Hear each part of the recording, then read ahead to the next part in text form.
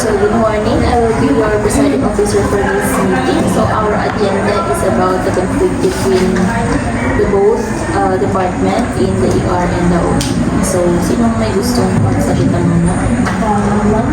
From ER. May ano pa kasi yung event na nangyari na kanila yung mga staff namin sa ER, bigla ang nagka-emergency din sa amin. Madaming pasyente ng timeline sa ER. Kaya ang ending kami na din po mami nagka-short staff na gugulakan na kami kung paano namin natin lahat ng mga cases na yung mga patient na kailangan ng tulong. And at the same time, meron po kaming issue na yung mga patient sana ma'am na pwedeng nilang gawin sa OPD, dinadala kanila sa ER. Yun lang po madam. So what's your... Madam Chair, ang akin lang po, dun sa una niyang sinabi na hinihila namin yung staff nila sa ER is halos everyday po ma'am, hindi lang sa isang araw, halos everyday po ma'am, nagkakashort staff sa OPD. Ngayon, ang pinakamalapit sa amin is ER, so kailangan namin maghila. And since tatatlo lang yung doctor doon, tapos yung pila abot hanggang sa entrance ng hospital, ang ER ang pinakamalapit sa amin, kaya doon kami nakikila ng staff. And hindi naman po, I mean, pinimake sure naman namin ma'am na hindi sila busy doon. Nagkataon lang ma'am na may event na saan yung patient mo. So, yung ano namin, kung pwede sana is, kung may pwedeng gawin doon, kung pwedeng as much as possible is pwede kaya na sa ibang department pupunta instead sa ER. Kasi sa mga ganong eventing is siyempre mahirap din sa amin na nasa ER department in case na may mga ganong emergencies na biglang dumaming mga patient. Okay. Ayun naman yung isa lang. So isa sa problem na sinabi sa akin ng ER department is yung mga patient na dapat pang OPD lang, pinupunta nyo sa kanila. So, ma'am, about po dyan is, sa sobrang haba po kasi ng pila ko sa OPD, yun na po, short staffing po kami, and hindi na po namin yung accommodate lahat. And may iba po ang patient na nahihilo na po, hindi na po nila nakakaya, hindi na po nila nahihinda yung pila. So, yun po, yung pinupunta naman po namin sa ER para po ma-attend namin. Yun lang naman po yung conflict po na pinupunta namin sa ER. So anong say mo dun sa sinabi nila?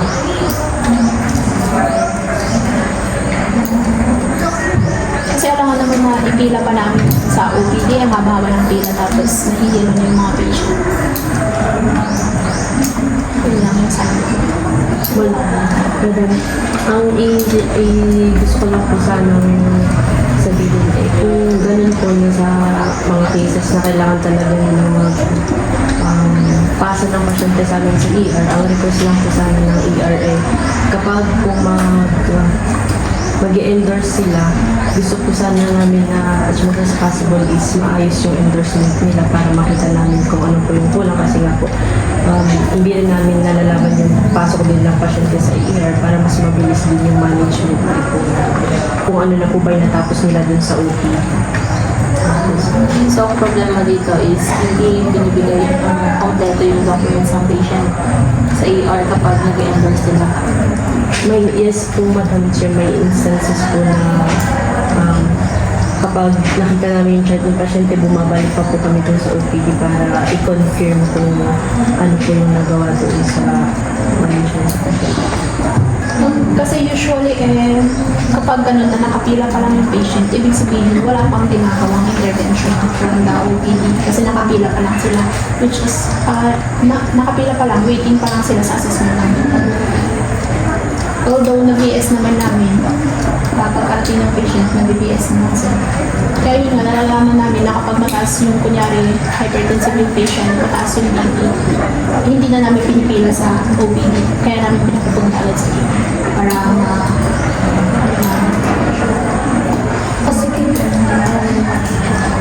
Ay, suggest ko yung suggest nga through yung sige, meeting. hindi lang sabihin.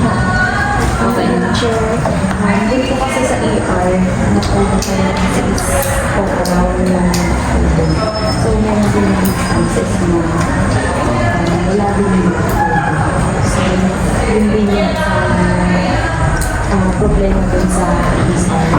Kasi syempre, oo, gagawin namin yung pwedeng gawin yung pero dun sa accidents na intervention, syempre, kailangan pa rin siya hintayin or yung mga ibang order ng doktor, kailangan siya gawin. Hindi kasi Ayun nga, first step ko sa first step ko sa mga physician. Usually, nagaling pa sila sa ibang facility bago sila pumunta sa ating facility para makapag-check up ng mga patients natin. So, ano bang gusto nyong gawin?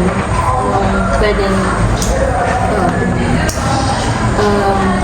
resolutions natin between your conflict para maiwasan natin baka maging worsen pa or maapektuhan pa yung patient's care. Any suggestions? yun nga ito yung nasabi ko kanina na kung pwede i-check po natin or mayroong mag-check po na kung sino man ipamili ay sa ibang department yung medyo continuous patient or hindi naman kailangan ng masyadong madaming staff doon. Pwede nyo na lang yung hilahin instead na doon pa sa amin na in case of emergency. Pero naman ma'am is if ever naman po kami yung kukunti yung mga patient, gano'n, pwede naman po kami tumulong lang. Pero yun nga lang po kasi ma'am, siyempre hindi naman natin po alam talagang emergency cases na kami.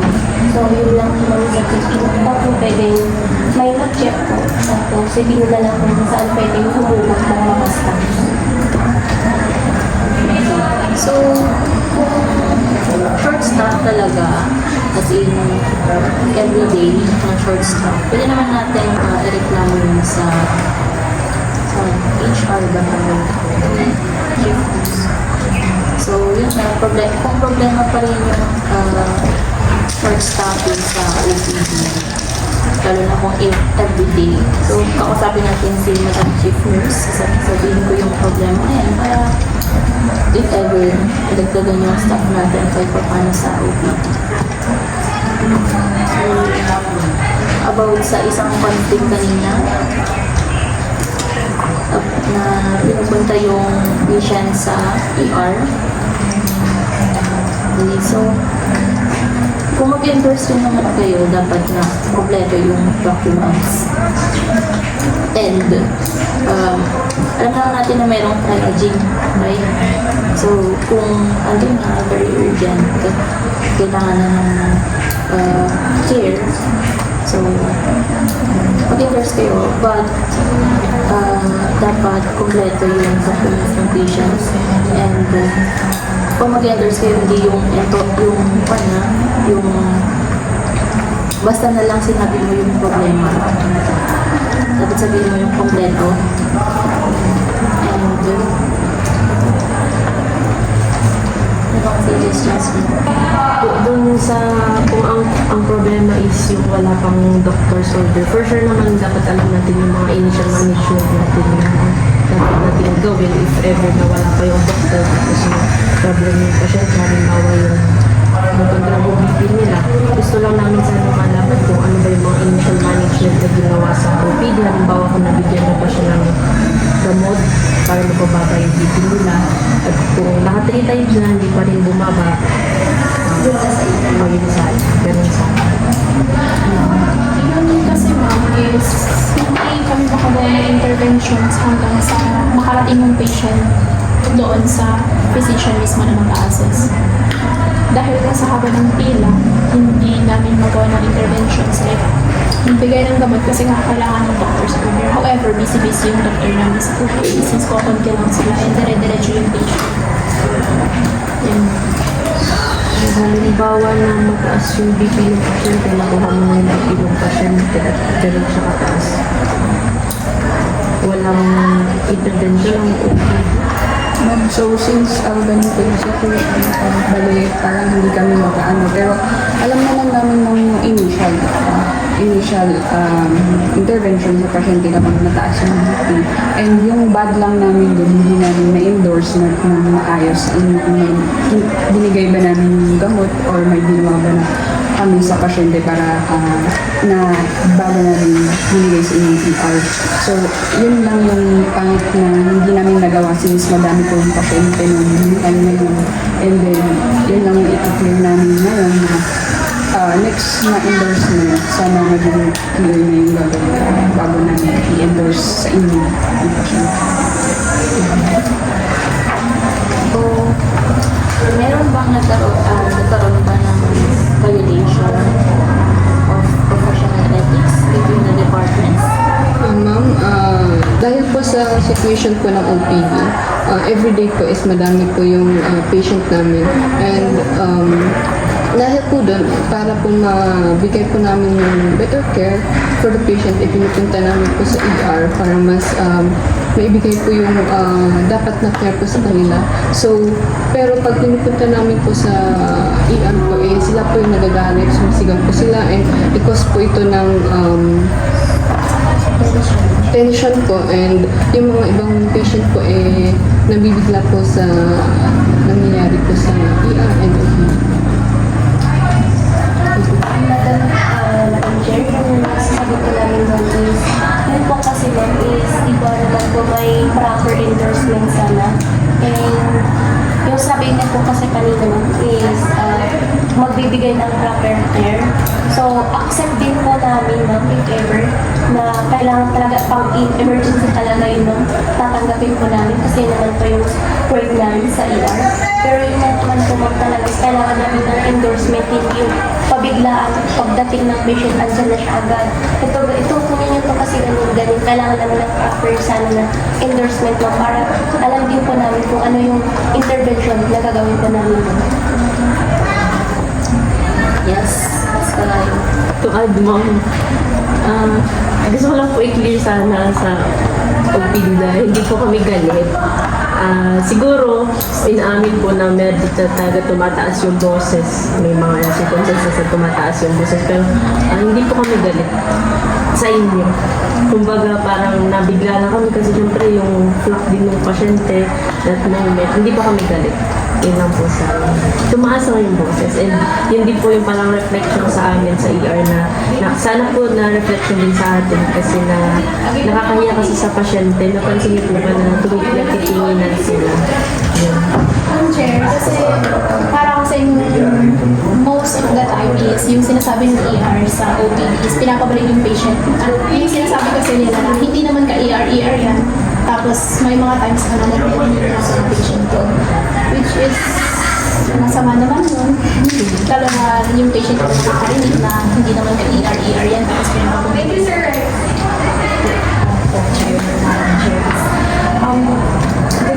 Doon talaga sinabi naman ay nagtatriage naman kasi kami. So kapag triage namin, hindi naman kasi parang hindi pasok sa urgent, gano'n. So parang maghihintay yung pasyente. Kaya doon din kasi is, di ba kapag flat din yung sa akin, natupunta din yung iba doon sa galing ng treatment sa urgent. So doon din kami parang nakatoxic na yun. Sa inyong taga-OPD department, ano ang naging reaction about sa practice ng taga-ER during the duty? Yung reaction naman po namin dun since may tension naman kasi endorsement, tapos dami pasyente din. And then may tension din kasi may naghihintay pang pasyente para sa amin kasi hindi ka naman pwede umalis sa OPD ng ilang hours para mag-endorse, ay ilang minutes para mag-endorse kasi may kaparating ng pasyente. And I know naman na ER kayo, pero Yung case lang kasi namin, mas madami po sa OPD na nakapilang pasyente na i-assess. And we are just, refer namin yung pasyente na kung pwede i-manage nyo to for the meantime kasi madami pang pasyente na nakapila sa linya namin. Yun lang yung parang concern namin sa pasyente na pinupunta namin sa inyo. Hindi naman necessary kayo like for the whole duration. Pwede i-manage nyo muna tapos babalik nyo lang sa OP. Ano naman ganun, di ba? I-manage nyo muna ng initial yun kasi mas madami may mga nakapila ka sa OPD yun.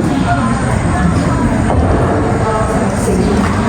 Yung reaction na po ng patients, iba po kasi sa mga sa OPD is microbiology po. So, pwede naman po na ma-manage yung, for example, po ng external behavior. Iba po may prioritization din po sa OPD. So, pwede po na unahin na siya kaysa sa mga nakapila na okay naman pwede pa po ng pwede naman na magbuha ng organization para gawin mo initial management. Kung kaya naman po sa OPD. Sige. Consider ko na siya. So, wala naman naging sama ng loob. Masama ng loob. Si Charity lang mo. Wala namang cleaner ko po kanina, di ba, na Hindi daw siya talaga. Naninigaw lang. dapat ads lang yung boss. Hindi naman sigaw, kung ano mamaali. Parang open ko yun. Sa suggestion. So, base sa mga napag-meetingan natin ngayong agenda, yung conflict nyo between the ER and the OPD. So, base sa mga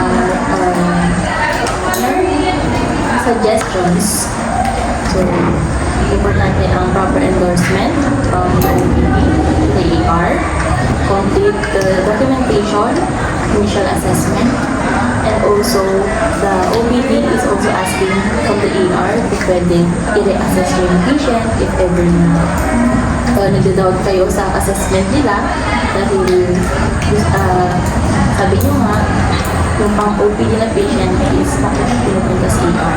So, it's better na i-reassess yung patient than give initial hearing. Then next is the availability of the nursing staff. So, sa mga taga-ER, ay taga-OPD, no? So, sa mga taga-OPD, if possible na kung pwede, humugot mo lang kayo sa ibang department, yung available na, yung may time.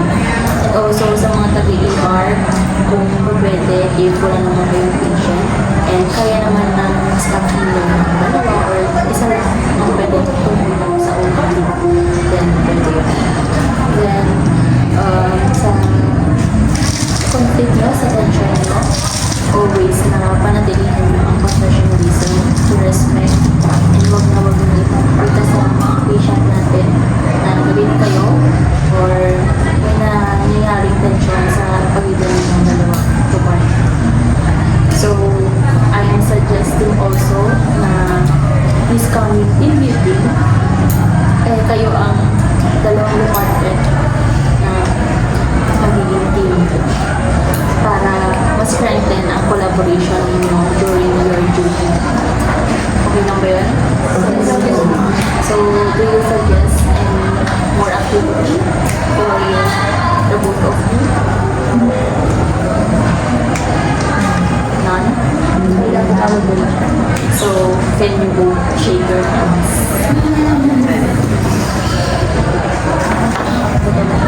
So, to our secretary, Ma'am Kalayo, she'll be summarizing and Kalingayan po, Chair. ay kalingayan pala. Kalingayan, Chair. Kalingayan.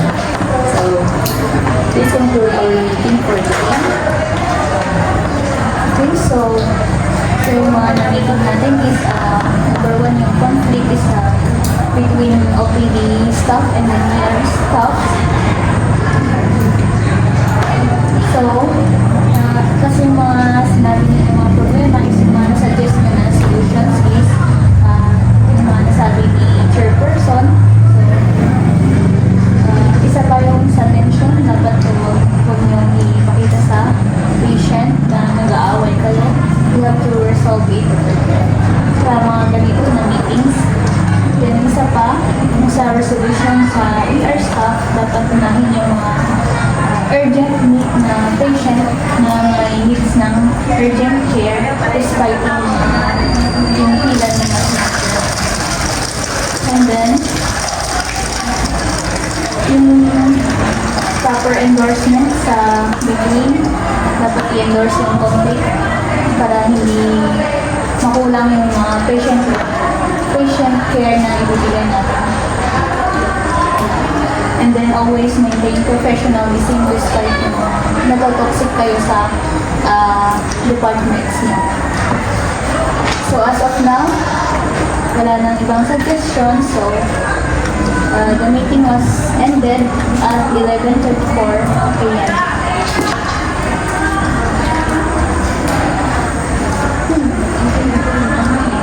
So meeting adjourned. Thank you everyone.